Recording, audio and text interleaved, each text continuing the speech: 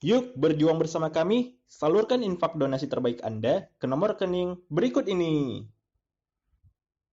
Kaum muslimin yang dirahmati Allah Subhanahu wa taala, para hadirin wal hadirat rahimani wa rahimakumullah jami'an.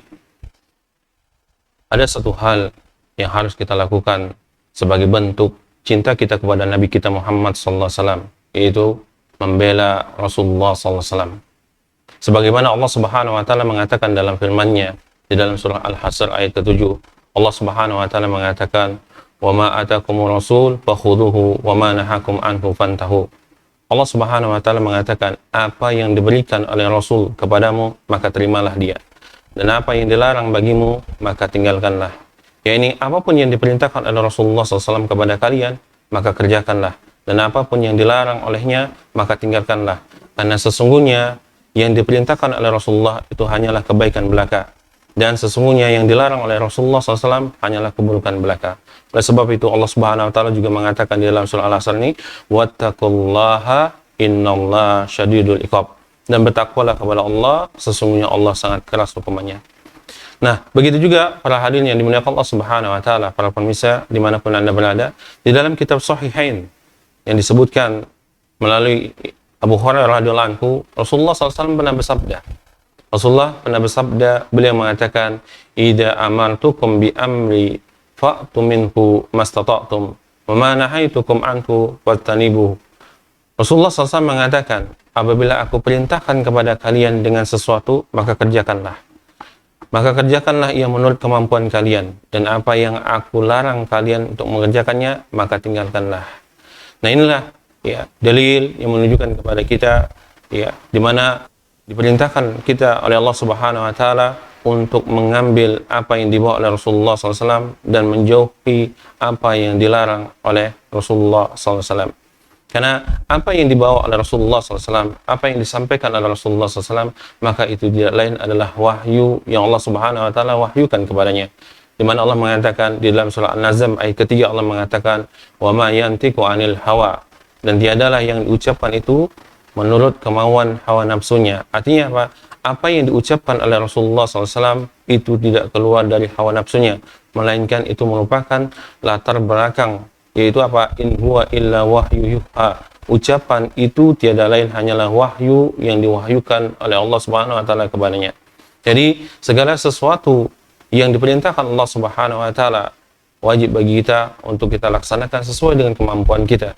Begitu sebaliknya, apa yang dilarang oleh Rasulullah SAW, maka kita berusaha untuk menjauhnya. Inilah bentuk pembelaan kita kepada Nabi SAW. Jadi ketika kita melaksanakan apa yang diperintahkan oleh Rasulullah SAW dan menjauhi apa yang dilarang oleh Rasulullah SAW, maka inilah bentuk pembelaan kita kepada Nabi SAW.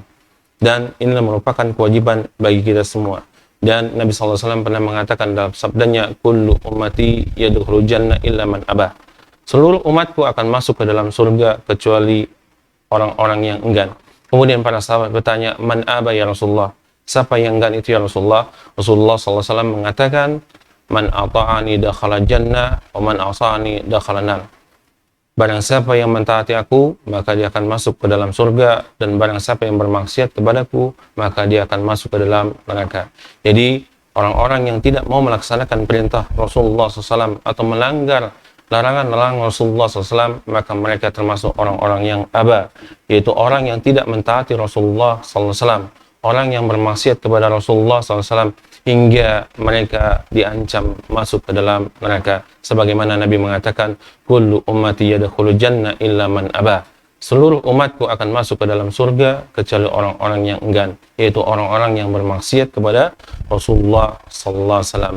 Jadi jemaah para hadirin yang dimuliakan Allah Subhanahu wa taala, berusahalah untuk membela Rasulullah sallallahu alaihi wasallam. Dengan apa? Dengan melaksanakan perintahnya, mengamalkan sunnah-sunnah yang diajarkan oleh Rasulullah SAW sesuai dengan kemampuan dan kesanggupan kita, dan menjauhi segala apa yang dilarang oleh Rasulullah SAW. Walaupun Rasulullah SAW tidak ada, akan tetapi wajib bagi kita Walaupun Rasulullah SAW telah tiada meninggalkan dunia, tapi tetap bagi kita untuk apa? Membela Rasulullah SAW sebagaimana para sahabat dahulu membela beliau dengan harta, nyawa, dan segalanya. Untuk apa? Untuk membela Rasulullah SAW disebabkan karena kecintaan mereka kepada Rasulullah SAW. Dan sebab itu, satu hal yang harus kita lakukan sebagai bentuk kecintaan kita kepada Rasulullah SAW adalah senantiasa membela Rasulullah SAW dengan senantiasa mengamalkan sunnah Rasulullah SAW. Nah, semoga Allah Subhanahu Wa Taala menjadikan kita orang-orang yang senantiasa berusaha untuk membela Rasulullah SAW sebagai bentuk kecintaan kita kepada Allah dan Rasulnya. Mudah-mudahan Allah Subhanahu Wa Taala memberikan kemudahan bagi kita semua untuk mengamalkan amalan ini dan menjadikan kita orang-orang yang senantiasa berusaha untuk membela Rasulullah SAW. Jadi mungkin ini aja yang bisa Anda sampaikan. Lebih dan kurangnya mohon maaf. Assalamualaikum warahmatullahi wabarakatuh.